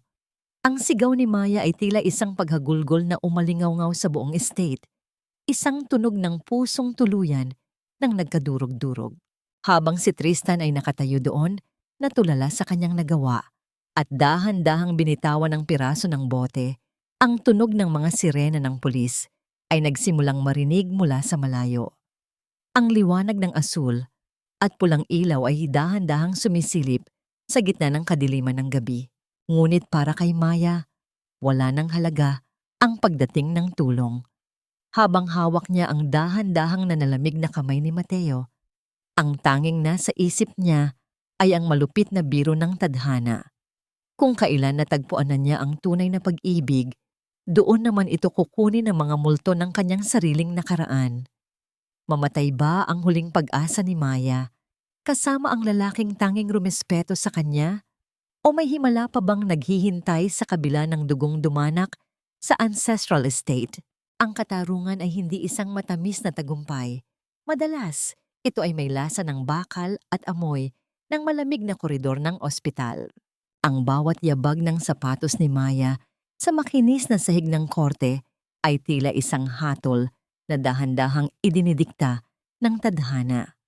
Ang kanyang mukha ay kasing tigas ng marmol, walang bakas ng pagkapagod sa kabila ng mga gabing walang tulog sa tabi ng higaan ni Mateo. Nakasuot siya ng itim na suit, isang kulay na sumisimbolo hindi ng pagluluksa, kundi ng formal na pagtatapos ng isang kabanata ng kanyang buhay na puno ng dusa. Sa loob ng silid ng hukuman, ang hangin ay mabigat at puno ng tensyon. Nakaupo si Tristan sa upuan ng akusado, ang kanyang mga kamay ay nakaposas at ang kanyang balikat ay bagsak. Wala na ang mamahaling relo. Wala na ang kayabangan sa kanyang mga mata. Sa tabi niya, si Doña Esmeralda ay patuloy na nagpapahid ng luha gamit ang isang lumang panyo. Pilit na humihingi ng awa sa mga taong dati ay tinitingnan niya ng mababa.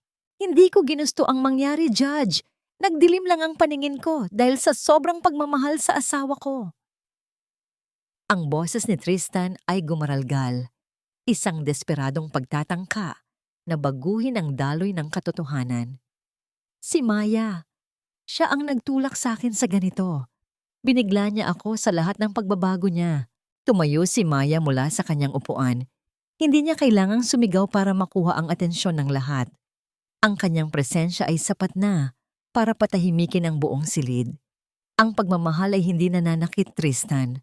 Ang pagmamahal ay hindi nagnanakaw ng dangal. At lalong hindi ito pumapatay ng inosenteng tao para lang pagtakpan ang sariling pagkakamali. Inilabas ni Attorney Santos ang huling alas ng kanilang kaso. Your Honor, narito ang testimonya ni Miss Chloe De La Riva na handang magbunyag ng lahat ng ilegal na transaksyon ni Mr. Almeda at ang sabuatan nila ni Doña Esmeralda para pekin ang mga pirma ni Miss Hernandez sa mga dokumento ng pondo. Pumasok si Chloe sa silid, ngunit hindi gaya ng dati. Hindi siya nakatingin nang may pangungutya kay Maya. Sa halip, puno siya ng takot at hiya. Sa harap ng hukuman, inamin ni Chloe na ginamit lamang niya si Tristan para sa pera at ang lahat ng suporta na sinasabi niya noon ay galing din sa pagnanakaw sa MH Trust. Tristan, sorry. Kailangan kong isalba ang sarili ko. Bulong ni Chloe habang dumadaan sa harap ng dating kasintahan. Isang malakas na hikbi ang kumawala kay Doña Esmeralda. Traidor! Lahat kayo ay mga traidor! Maya, maawa ka sa amin. Ako ay matanda na. Hindi ko kakayanin sa kulungan. Dahan-dahang lumapit si Maya sa rehas na naghihiwalay sa kanya kay Tristan. Tiningnan niya ang lalaking dati ay itinuring niyang langit at lupa. Ang sakit na dati ay nararamdaman niya ay napalitan na ng isang malalim at payapang kawalan. Tristan, tawag ni Maya. Ang kanyang boses ay malamig at puno ng awtoridad. Maraming tao ang nag-iisip na ang pinakamasakit na bahagi ng araw na ito ay ang mawalan ka ng yaman at ari-arian. Pero nagkakamali sila. Tumingala si Tristan, umaasa na may munting bahagi pa ng puso ni Maya ang bukas para sa kanya. Maya, alam ko mahal mo pa rin ako. Please, bawiin mo ang mga demanda. Ngumiti ng mapait si Maya. Hindi pera ang nawala sa iyo ngayong araw, Tristan. Nawala sa iyo ang tanging taong tunay na nagmahal sa iyo sa kabila ng lahat ng kakulangan mo. Ang katarungan ay hindi lang para sa akin, kundi para sa bawat luhang ibinuhos ko habang nililinis ko ang sahig na tinatapakan mo. Nang basahin ng hukom ang hatol na guilty para sa mga kasong frustrated homicide, estafa at domestic abuse, ang tunog ng galyon na tumama sa mesa ay tila isang huling martilyo na nagbaon sa imperyo ng mga Almeda. Isang marahas na pagkaladkad ng mga sapatos ng pulis ang narinig habang inilalabas si Tristan at ang kanyang ina na sumisigaw pa rin ng mga salitang puno ng puot. Lumabas si Maya ng korte. Ang liwanag ng araw ay tumama sa kanyang mukha. Sa wakas, ang timbangan ay naging balanse na. Ngunit sa gitna ng kanyang paglaya, isang itim na sasakyan ang humarang sa kanyang dadaanan. Bumukas ang pinto at lumabas si Doña Esmeralda, na pansamantalang nakalaya dahil sa piyansa para sa ilang maliliit na kaso, ngunit ang kanyang mukha ay hindi na puno ng galit. Hawak niya ang isang lumang litrato, isang litratong kupas na at may mga bahid ng dugo sa gilid. Akala mo ba ay tapos na ang lahat, Maya? Ang boses ng matanda ay puno ng pananakot. Basahin mo ang likod ng litratong ito bago mo tuluyang ibigay ang puso mo kay Mateo. Alamin mo kung sino talaga ang pumatay sa tatay niya. Hindi ang tatay mo, kundi ang taong pinakamalapit sa puso mo ngayon. Ang tibok ng puso ni Maya ay muling bumilis. Ang tagumpay na kanina lang ay kay tamis, biglang naging mapait na tila lason. Sino nga ba ang nagsasabi ng totoo sa mundong puno ng mga anino? Ang kamay na humahaplos sa iyo ngayon, Maya, ay ang kamay na nagbaon sa atin sa limot. Huwag kang magpabulaslak sa tamis ng kanyang mga salita. Ang boses ni Doña Esmeralda ay tila isang sumpa na naiwan sa hangin habang pinagmamasdan ni Maya ang lumang litrato sa loob ng kanyang silid sa ospital. Sa labas, ang ulan ay tumitila na, ngunit sa loob ng kanyang dibdib, ang bagyo ay tila nagsisimula pa lamang. Sa litrato, makikita ang kanyang ama, si Don Roberto, at ang ama ni Mateo na si Elias. Ngunit sa likod nila, sa isang madilim na sulok ng kumpanya, ay isang lalaking pamilyar ang mukha, ang yumaong asawa ni Esmeralda, ang ama ni Tristan. Ang bawat hibla ng papel na hawak niya ay tila may dalang kuryenteng nagpapanginig sa kanyang mga daliri. Ang sulat sa likod ay hindi galing sa kanyang ama, kundi isang lihim na kasunduan sa pagitan ng mga Almeda at ng isang tauhan sa MH Trust para isabotahe ang materyales ng gusali. Hindi ang kanyang ama ang pumatay sa dangal ng mga Balderrama. Ang kanyang ama ay biktima rin ng isang matagal ng planong pagnanakaw ng mga Almeda. Dahan-dahang tumayo si Maya at lumapit sa kabilang silid, kung saan dahan-dahang nagigising si Mateo mula sa kanyang operasyon. Ang amoy ng gamot at ang mahinang tunog ng heart monitor ay tila mga saksi sa marupok na kalagayan ng lalaking nag-alay ng buhay para sa kanya. Ang puting benda sa balikat ni Mateo ay may bahid pa rin ng pula, isang paalala ng kanyang sakripisyo. Umupo si Maya sa tabi ng higaan ni Mateo. Hinawakan niya ang kamay nito, ang kamay na magaspang dahil sa pagtatrabaho, ngunit kasing lambot ng seda kung rumespeto sa kanya. Mateo, bulong niya, ang kanyang boses ay nanginginig sa pagitan ng pag-asa at takot. Bakit hindi mo sinabi sa akin? Bakit hinayaan mong isipin ko na ang pamilya ko ang sumira sa'yo? Dahan-dahang iminulat ni Mateo ang kanyang mga mata. Ang kanyang tingin ay malabo pa. Ngunit nang makita niya si Maya, isang mahinang ngiti ang sumilay sa kanyang mga labi. Dahil ang pag-ibig ay hindi tungkol sa kung sino ang may utang, Maya. Ang pag-ibig ay tungkol sa kung sino ang handang magbayad para sa kapayapaan ng isa. Alam mo ba? Tanong ni Maya, ipinapakita ang litrato. Alam mo ba na ang mga Almeda ang may gawa ng lahat? Na ang tatay mo ay pinilit lang nilang tumahimik para protektahan tayo? Huminga ng malalim si Mateo, isang kilos na nagdulot ng bahagyang pagdaing dahil sa kanyang sugat. Nalaman ko ang lahat habang inaayos ko ang blueprint ng estate ninyo. Nakita ko ang mga lihim na sulat ni Don Roberto na nakatago sa pundasyon ng gazebo. Sinubukan ng tatay mo na iligtas ang tatay ko, Maya. Pero huli na ang lahat. Ang tanging nagawa niya ay siguraduhin na balang araw ang MH Trust ay babalik sa iyo at ang katarungan ay babalik sa akin. Naramdaman ni Maya ang isang matinding pagluwag sa kanyang dibdib. Ngunit kasunod nito ay ang takot sa sinabi ni Esmeralda. Sabi ni Esmeralda, may mas malalim pa raw na dahilan na ang taong pinakamalapit sa puso ko ang pumatay sa tatay mo. Tumingin ng diretso si Mateo sa mga mata ni Maya. Isang patak ng luha ang gumulong mula sa kanyang mata patungo sa unan. Ang taong iyon ay ako, Maya. Dahil sa kagustuhan kong maghiganti noong una, pumasok ako sa isang kasunduan kay Tristan bago pa man kita makilala. Ako ang nagbigay sa kanya ng ideya kung paano pasukin ang pondo ng MH Trust. Dahil akala ko, ikaw ay kasing sama rin ng mga Almeda. Nabitiwan ni Maya ang kamay ni Mateo. Ang katahimikan sa loob ng silid ay naging nakabibingi. Ang bawat tibok ng heart monitor ay tila bawat segundo ng pagkadurog ng kanyang tiwala. Ginamit mo ako? Noong una pa lang. Ang lahat ng ito ay bahagi ng plano mo? Noong una, oo. Ang boses ni Mateo ay gumaralgal sa pagsisisi.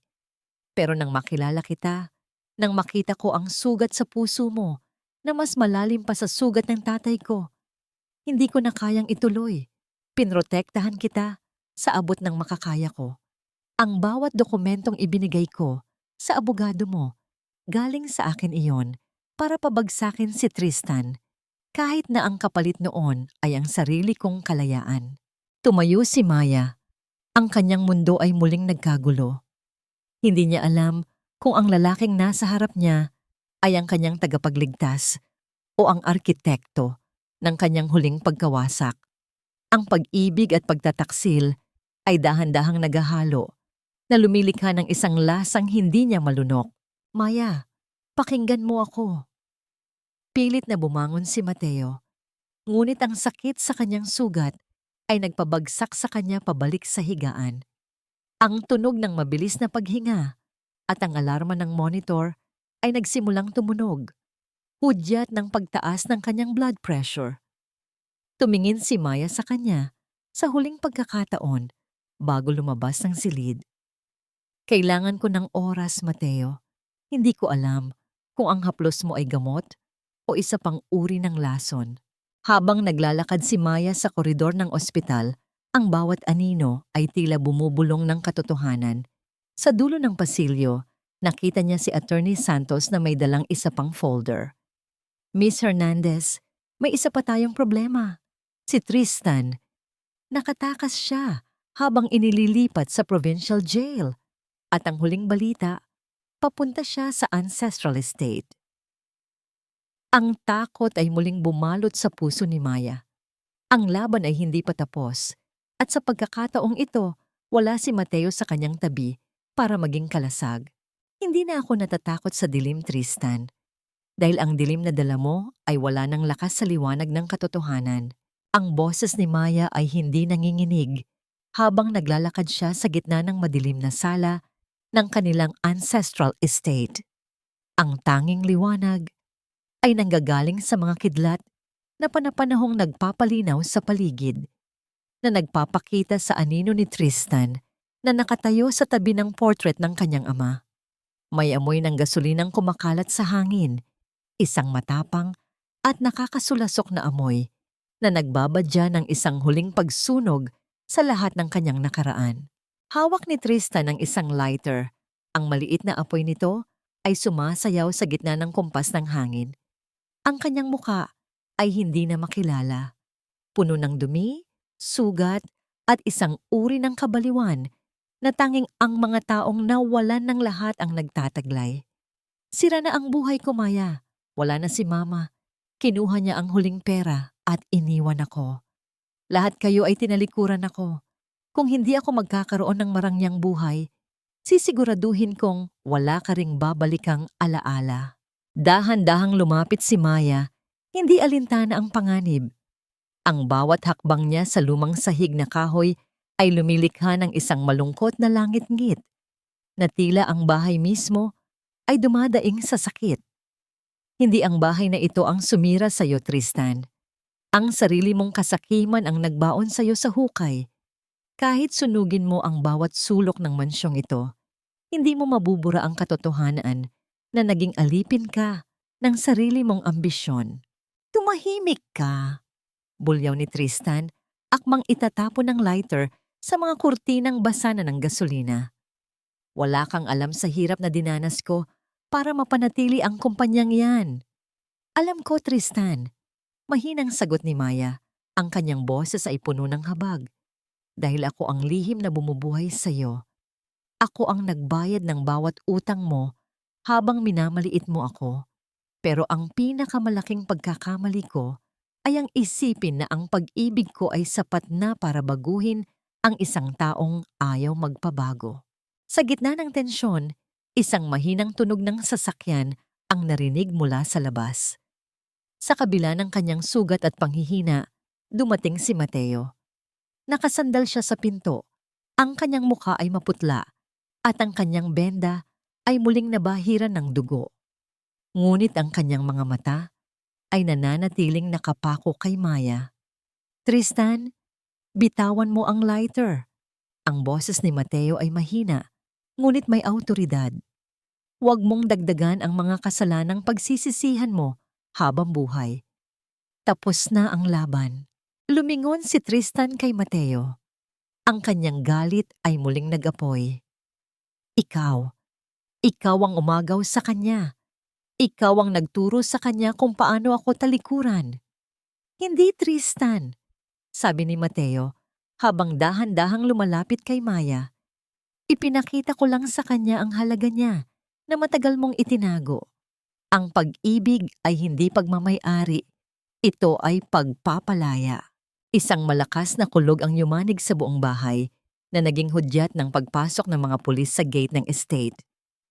Sa sandaling iyon, ang takot ay tuluyang lumamon kay Tristan. Ang apoy sa kanyang kamay ay dahan-dahang namatay nang bitawan niya ang lighter. Hindi dahil sa pagsisisi, kundi dahil sa matinding kahihiyan na wala na siyang matatakbuhan pa. Napaluhod siya sa sahig. Ang kanyang mga hikbi ay humahalo sa tunog ng malakas na ulan. Tapos na, Tristan, bulong ni Maya habang pinapanood ang mga pulis na formal ng inaaresto ang kanyang dating asawa. Ang imahe ni Tristan na inilalabas sa mansyon na punong-puno ng hiya. Sa harap ng mga taong dati ay tinitingnan niya ng mababa. Ay ang huling kabanata ng kanyang madilim na panaginip. Nang tumahimik ang paligid, naiwan sina Maya at Mateo sa gitna ng sala. Ang amoy ng gasolina ay dahan-dahang napapalitan ng amoy ng basang lupa mula sa garden. Tumingin si Maya kay Mateo. Ang kanyang mga mata ay puno ng mga tanong na hindi pa nasasagot. Bakit ka bumalik, Mateo? Pagkatapos ng lahat ng sinabi ko sa ospital, lumapit si Mateo at dahan-dahang hinawakan ang kamay ni Maya. Ang haplos niya ay tila isang gamot sa lahat ng sugat na tinamo ni Maya sa loob ng 3 taon. Dahil ang pag-ibig ay hindi natatapos sa isang pagkakamali, Maya. Ang pag-ibig ay ang lakas na bumalik at humingi ng patawad kahit na alam mong baka hindi ka natanggapin. Inilabas ni Mateo ang isang maliit na susi mula sa kanyang bulsa. Ang susi ng lumang gazebo na inayos niya. Tapos na ang pagtatayo ng pundasyon, Maya. Ngayon, handa ka na bang buuin ang isang tahanan na wala ng lihim? Napahilig si Maya sa balikat ni Mateo. Ang kanyang mga luha ay dahan-dahang pumatak, hindi dahil sa sakit, kundi dahil sa ginhawa ng paglaya. Ang ancestral estate, sa kabila ng dumi at amoy ng gasolina, ay muling naging isang kanlungan. Ang bawat lamat sa pader ay naging simbolo ng kanilang katatagan. Ngunit sa gitna ng kanilang yakap, isang huling sulyap ni Maya sa garden ang nagpatigil sa kanyang puso. Sa ilalim ng puno ng nara, may isang maliit na kahon na iniwan si Tristan bago siya arestuhin. Isang kahon na may pangalan ng kanyang ama. Ano ang huling alas na iniwan ni Tristan? At handa na ba si Maya na buksan ang huling pintuan ng katotohanan? Ang tunay na yaman ay hindi nasusukat sa ningning ng ginto, kundi sa kapayapaan ng pusong natutong magpatawad at bumangon mula sa sariling abo. Ang sikat ng umaga ay dahan-dahang gumagapang sa mga dahon ng punong nara, nagbibigay ng bagong pag-asa sa ancestral estate na dati ay balot ng dilim at amoy ng gasolina. Ang hangin ay sariwa na, malinis mula sa mga laso ng nakaraan. Nakatayo si Maya sa tapat ng puno. Ang kanyang mga kamay ay dahan-dahang inabot ang maliit na kahon na iniwan ni Tristan. Sa tabi niya, si Mateo ay nananatiling tahimik. Ang kanyang presensya ay tila isang matatag na haligi na nagbibigay sa kanya ng lakas na harapin ang huling lihim. Nang buksan ni Maya ang kahon, hindi ito naglalaman ng mga banta o pasabog. Sa loob, nakahiga ang legacy ring ng kanyang ina, ang diamanteng sing-sing na pilit na inagaw ni Doña Esmeralda at ibinigay kay Chloe. Kasama nito ang isang lukot na piraso ng papel, isang huling sulat mula kay Tristan na isinulat sa gitna ng kanyang desperasyon bago siya tuluyang lamunin ng kabaliwan. Maya, sa huling pagkakataon, ibinabalik ko ang kaisa-isang bagay na hindi ko kailanman pag-aari. Ang sing-sing na ito, ang simbolo ng dangal na sinubukan naming itago. Ngunit hinding-hindi namin kayang nakawin. Patawarin mo ako, hindi dahil karapat-dapat ako, kundi dahil kailangan mong lumaya. Isang mabigat na buntong hininga ang kumawala sa dibdib ni Maya. Dahan-dahan niyang isinuot ang sing-sing sa kanyang daliri. Hindi na ito mabigat, hindi na ito simbolo ng sakit. Ito na ang huling piraso ng kanyang pagkatao na sa wakas ay bumalik na sa tamang lalagyan. Tumingin siya kay Mateo at sa isang sandali ng pag-unawa, alam nilang dalawa na ang utang ng nakaraan ay bayad na. Tapos na ang lahat, Mateo. Bulong ni Maya, ang kanyang mga mata ay nagniningning hindi sa luha, kundi sa katuwaan. Ang katarungan ay hindi lamang ang pagpapakulong sa mga nagkasala, kundi ang pagbawi sa sarili nating kaligayahan. Lumipas ang mga buwan. Ang mansyong dati ay naging kulungan ni Maya ay dahan-dahan niyang binago. Sa tulong ng disenyo ni Mateo, ang ancestral estate ay naging isang sanctuary, isang tahanan para sa mga kababaihang nakaranas ng pang-aapi at bauhan. Ang bawat silid na dati ay puno ng panlalait. Ngayon ay puno na ng mga tawa, ng mga batang naglalaro, at mga nanay na muling nag-aaral tumayo sa sariling mga paa. Si Nanay Ising ang tumatayong head matron ng tahanan. Ang kanyang mukha ay palaging may ngiti habang nagluluto ng mga putaheng hindi na nilalait, kundi pinasasalamatan. Ang MH Trust ay hindi na lamang isang kumpanya ng pera. Ito ay naging simbolo ng pagkalinga at katarungan sa lipunanan.